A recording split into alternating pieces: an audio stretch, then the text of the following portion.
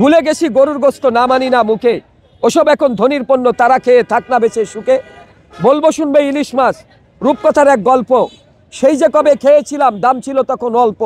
এসব কথা বলতে গেলে কষ্টের নাই শেষ, সিন্ডিকেটের কবলে এখন গোটা বাংলাদেশ।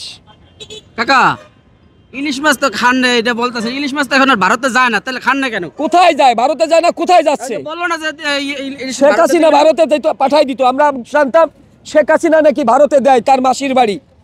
এখন কারা দেয়? তাদের তো এখন শত্রুর বাড়ি। তাহলে কেন এদেশ থেকে ইলিশ মাছ পায় না? ওটা কি মঙ্গল গ্রহে হয়?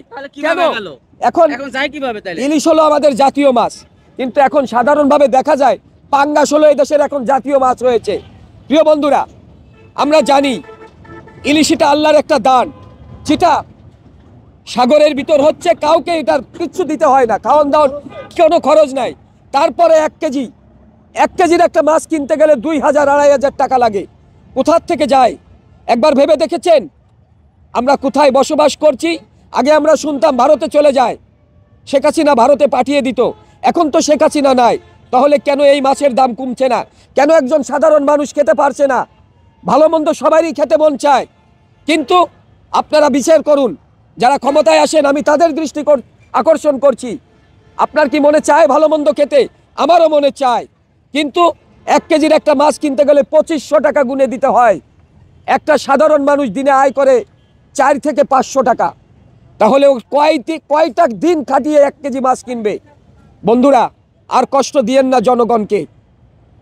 যত মিথ্যার আশ্রয় যে নেন, শুধরে যান, না হলে এই দুনিয়ায় শান্তি পাবেন না, আখেরাতের চরমভাবে পস্তাইতে হবে। ভালো থাকবেন। কাকা, এই যে আমাদের দেশে বিডিআর নিয়ে একটা কবিতা আপনার কাছে দাবি করছিলাম, এটা নিয়ে আমার কিছু কথা আছে, শুনবেন কিনা? এই যে বিডিআরদের যে বিচার, যারা এই কাহিনীটা করছে তাদের জন্য বিচারের একটা আয়োজন করছিল। এই মধ্যে আমরা পাচ্ছি যে সুনামগঞ্জে যুদ্ধ হচ্ছে, বর্ডার নিয়ে বিজিবির সাথে বিএসএফ এর একটা ঝামেলা চলতেছে। এইটা নিয়ে আমাদেরকে মিডিয়াগুলারে একটা সাইড করে রাখছে। তাহলে যুদ্ধ খেলাটা কি আসলে আপনার মনে হয় না যে এটা একটা নাটক? আসলে আমি এই ব্যাপারে এখন মুখ খুলতে চাচ্ছি না, কেননা যেহেতু আমি লেখালেখি করি, দেশের কোটি কোটি মানুষের ভালোবাসা পেয়েছি। আর একটা অভ্যাস হলো আমার, সেটা হলো কি, আমার এই কলম দিয়ে কখনো মিথ্যার আশ্রয় নিব না, এই জবান দিয়ে আমি কোনো মিথ্যা বলবো না। আমি কারোর পক্ষে নয়, কারোর বিপক্ষে নয়। আমি জানি এই দেশের প্রত্যেকটা জনগণ আমার ভাই, আমার বন্ধু। আমি কাউকে কোনো মিথ্যা মেসেজ দিব না। আমার কথায় দেশের কোনো একটা লোকের ক্ষতি হোক, আমার দেশের কথায় কোনো একজন ব্যক্তির কাঁধে যাক, আর একজনের পক্ষে যাক, আমি সকলের পক্ষে থাকতে চাই। তবে সত্য জিনিস আমি না জেনে, যাচাই বাছাই না করে কখনো আমি কোনো সত্যের কোনো মিথ্যার আশ্রয় আমি নিব না। এজন্য আমি আপাতত এটা নিয়ে মুখ খুলতে চাচ্ছি না। তো ধন্যবাদ। কবি কাকাকে আপনাদের কেমন লাগে, তার কবিতা কেমন লাগে সেটা কমেন্ট করে জানাবেন। আল্লাহ হাফেজ।